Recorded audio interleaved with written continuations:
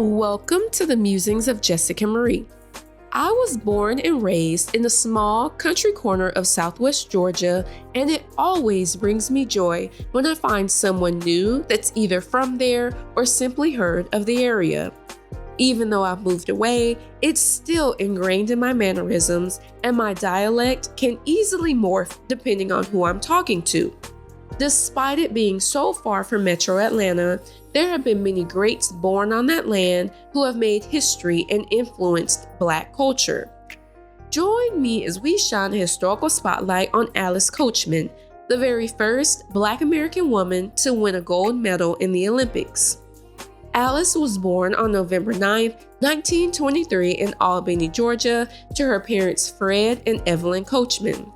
She was her parents' fifth child out of 10. She grew up during a time when segregation and Jim Crow ran rampant and was unable to use athletic training facilities or participate in organized sports because of her skin color.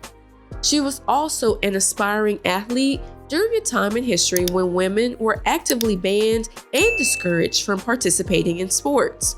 The widespread opposition festered until 1972 when Title IX passed and gave women athletes equitable opportunities, scholarships, and benefits as male athletes at public schools.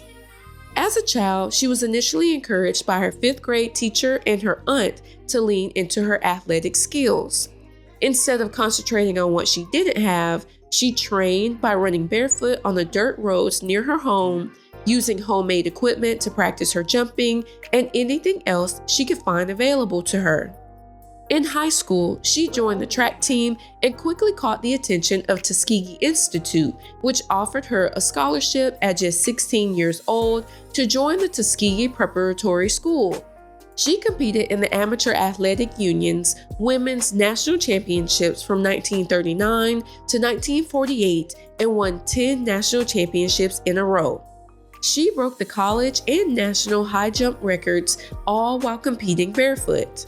She became known as the Tuskegee Flash because of her unusual jumping style and success.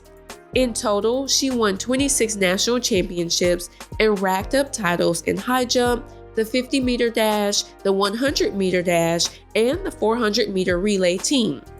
She also played as a guard on Tuskegee women's basketball team and won 3 conference championships. Unfortunately, she wasn't able to compete in the 1940 and 1944 Olympic Games since they were canceled because of World War II. While enrolled at Tuskegee Preparatory School, she was required to work while studying and training. She graduated from Tuskegee Institute with a degree in dressmaking in 1946. The next year, she continued her schooling at Albany State College and received a BS in home economics with a minor in science. After graduating, she found work as a teacher and a track and field instructor while continuing to compete professionally. Alice finally got her opportunity to compete on the global stage during the 1948 Olympic Games. She was the only American woman to win a gold medal, and her status as a celebrity grew once she returned home to the States. She met President Harry Truman, was honored with parades from Atlanta to Albany, and was thrown a party by Count Basie.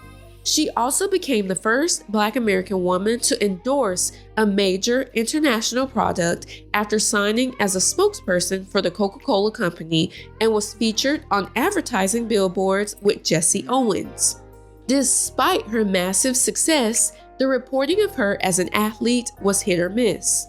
At the time, male athletes received full spreads with photos, extended interviews, and thorough articles, while female athletes typically only received short blurbs without any pictures. Her record-breaking performance during the 1948 Olympics was minimized to only one sentence by the New York Times.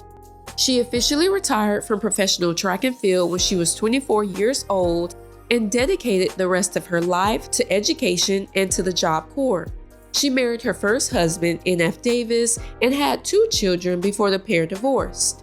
She married her second husband, Frank Davis, and was with him until his death.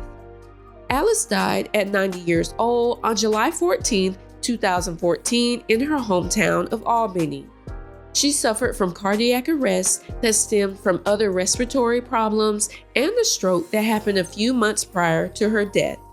She was inducted into the U.S. Track and Field Hall of Fame in 1975, the Georgia Sports Hall of Fame in 1979, and the U.S. Olympic Hall of Fame in 2004 for her amazing accomplishments. She was also honored during the 1996 Summer Olympic Games in Atlanta as one of the 100 greatest Olympians. Alice broke records while challenging the status quo and forcing long-lasting changes in female sports. She paved the way for other inspirational athletes like FloJo, Jackie Joyner-Kersee, and others to get into track and field and excel. If you enjoyed this musing, I'd love to hear your thoughts. Like, comment, share, and subscribe so you don't miss what's next. Signed, Jessica Marie.